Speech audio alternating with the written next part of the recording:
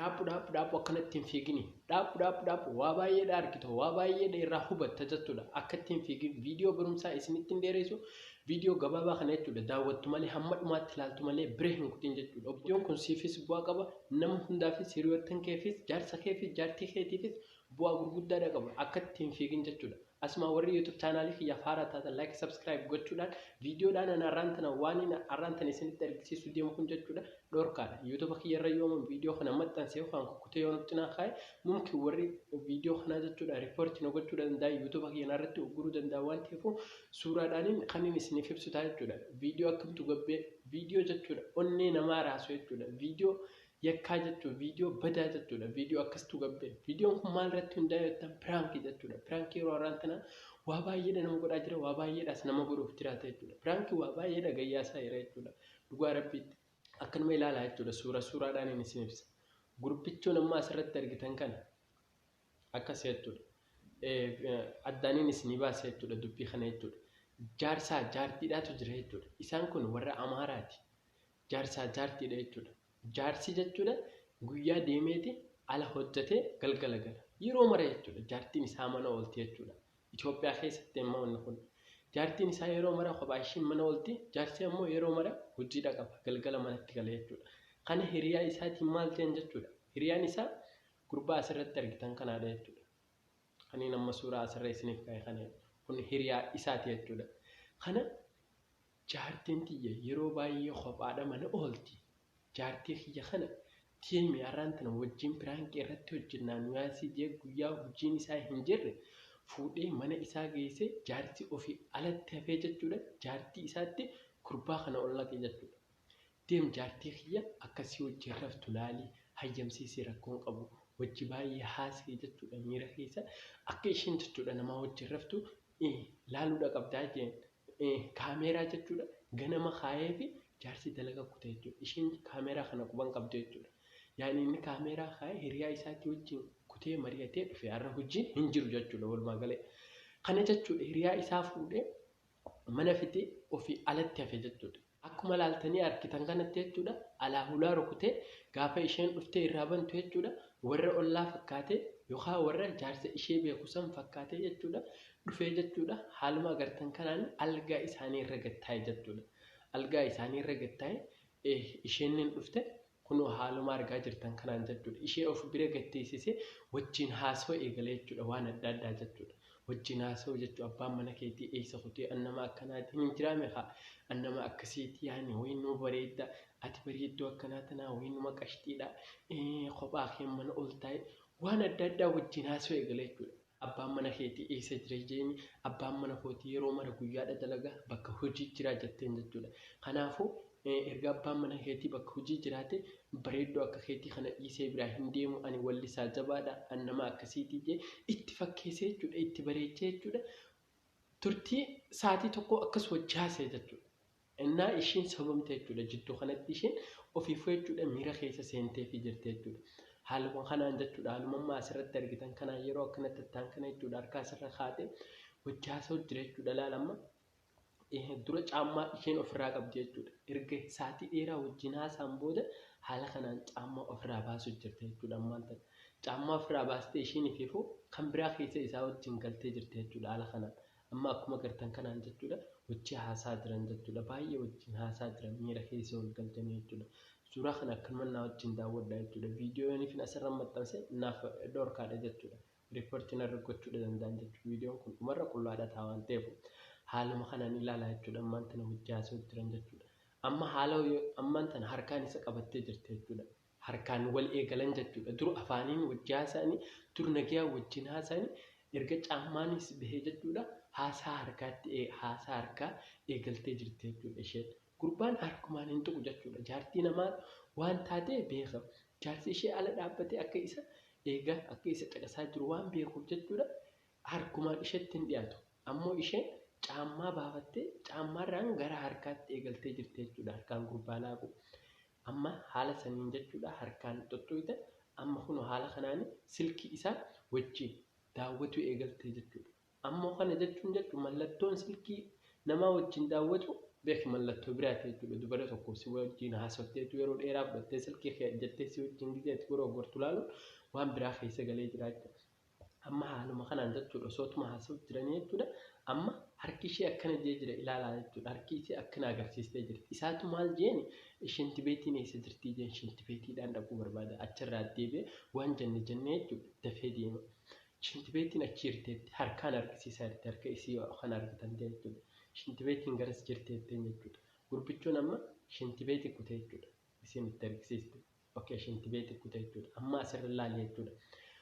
Inni shinti beetii kunnaan laaptooppii isa dura laaqaa turte jechuudha. Lokorra of keesse laaptooppii laaquu jirte jechuudha.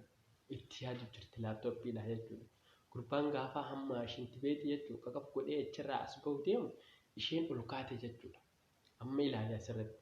Ol kaatee waan yeroo duraa waliif galaniif amma haaluma agartan kanaan surree hiikkachaa jirti jechuudha. Qaamni tokkoon malee safuu tokkoon malee jechuudha. Surree itti hiikkataa jirti. Amma kanuma ilaalaa jechuudha. Gaafa gurbaan achirraa deebi'e dafnee waan jenne gabbee deemaa yaada ta'uu qabdi jechuudha.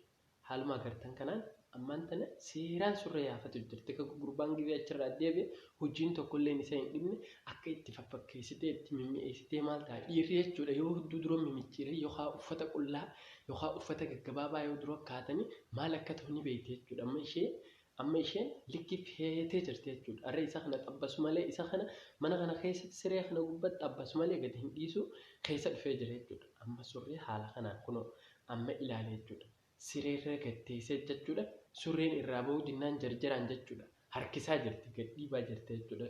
Surree isheen gadhiibaa jirti jechuudha. Maaliif gurbaan dafee ariifatee dhufu jira waan ta'eef isheenis ariifattee baaftee teessee jechuudha. Isa eeguudhaaf jechuudha. Itti mimmi'eessuudhaaf dura akkas hudduu itti mimicciiruudhaaf jechuudha. Amma haaluma kanaan ilaalaa jechuudha. Sireerra gatteessee surree ofirraa dhiibaa jirti. Okay. Amma asirratti ilaaladhu jechuudha. Surree irraa boodiddee jechuudha. Jarjaralleedhaan surreen dhugatti. Mee ilaalaa jechuudha. Isheen tun jaartii namaati. Jaarsi ishee bakka hojii jira jechuudha. Haala kanaan safuudhaa fi qaanii tokkoon malee jechuudha. Surree dhiiratti hiikkataa jirti. Garuu shamarran ni sobamti waan ta'eef innaa wanni kun piraankiidhaan waan kana baasa jechuudha. Mee kanuma waliin ilaalaa jechuudha. Surreen ammaan tana sireerra gatteesse surree ofirraa dhiibaa jirti jechuudha harka lamaan. Amma surree amma kun asirratti ilaalaa jechuudha. Surreen miilarra geesseeti jirti jechuudha. Miilarra hanga bu'aa jirti. Siigalee paantiidhaa fi surreedhaas bakkuma takka baasaa jirti beekuma isheen ofirra. Paantiidhaa fi surreedhaas waan jala kanaa qabdu jechuudha. Bakkuma takka kashiifa ofirraa godhu jirti. Maaliif akka wanni tokkollee isa hin dhibne jechuudha. Gurbaan gaafa achirraa deebi'e akka tiishartii qofa jechuudha. Inni harka isaatiin irraa baasu jaayiza ta'u jirti jechuudha. Haala kanaan ammaan tana surree ofirraa baaste jechuudha. Surree fi paantii ofirraa baaste lafa keessa jirti jechuudha. Amma maal gochuu qabdi jechuudha. Ajandaa itti aanu. Hamma ammaatti inni hin dhufne jechuudha.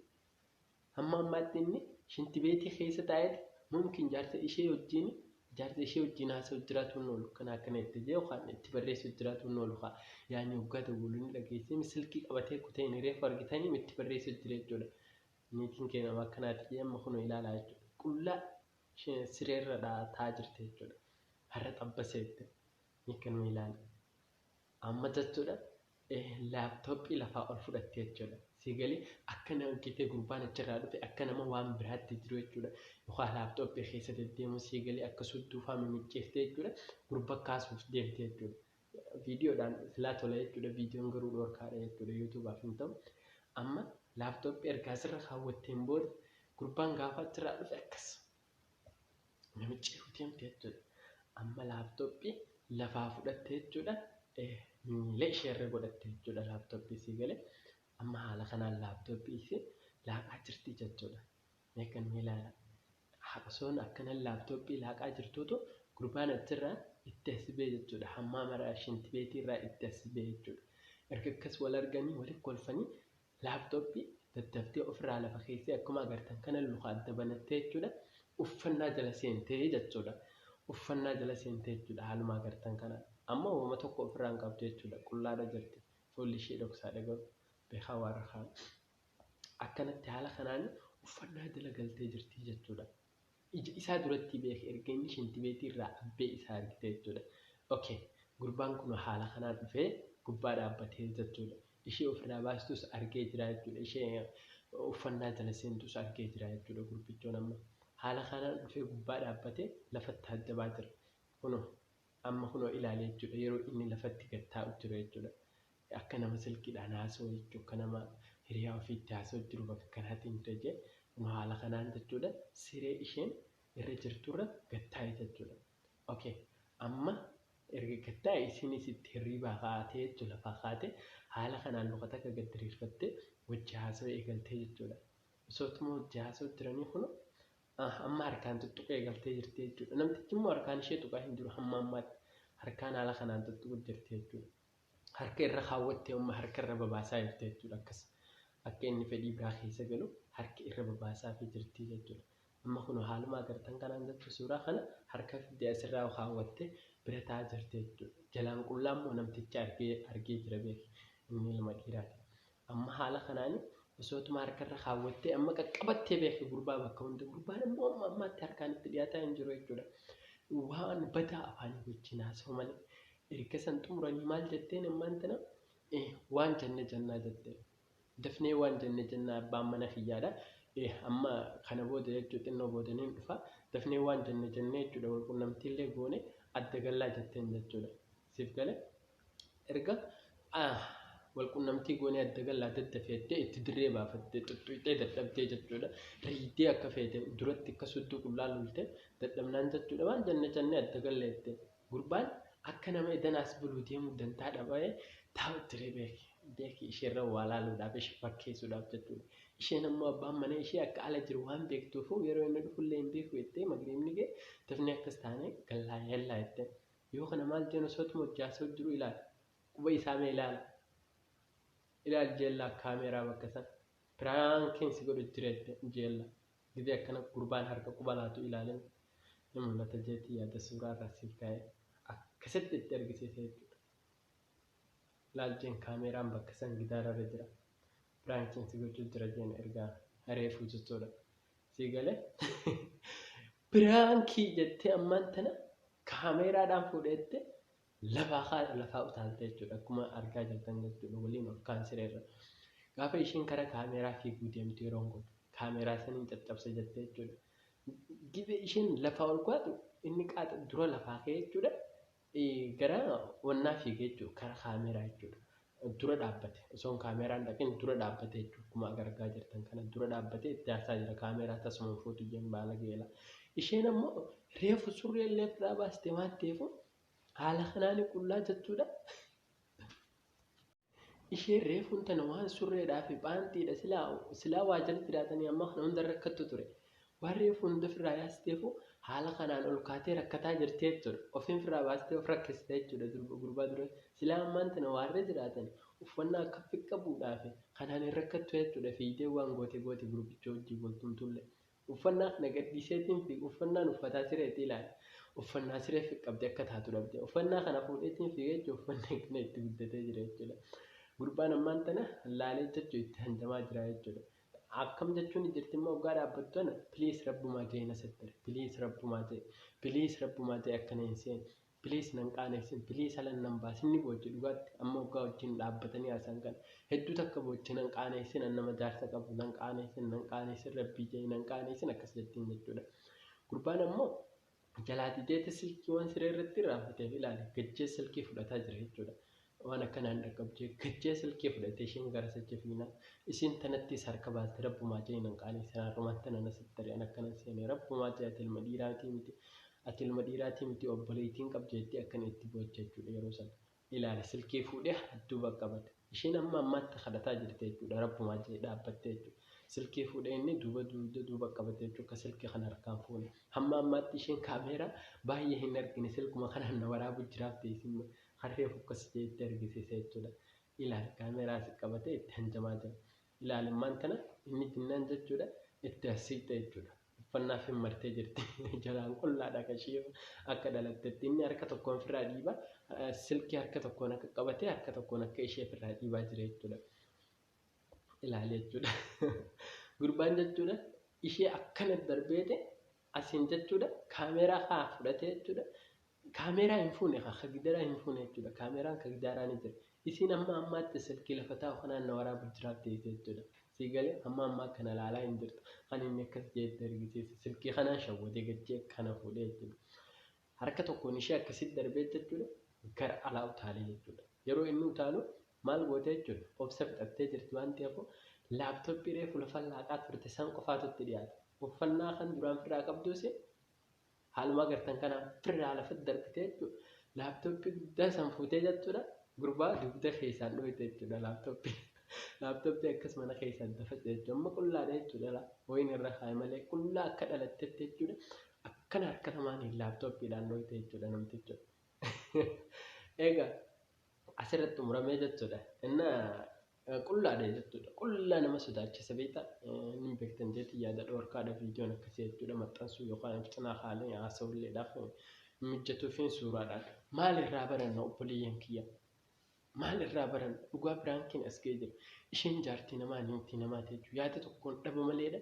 Gurbaan sa'a tokko ol haasofsiise osoo harkaan ishee hin qabatin beeki shamarree yoo harmaa ishee yookaan dhungatanii yookaan maal godhan faadha beeka kan akkas keessa galtu jechuudha. Mootummaa shakartuudha. Hanquma xiqqaatti osoo gurbaan ittiin dubbatin jechuudha.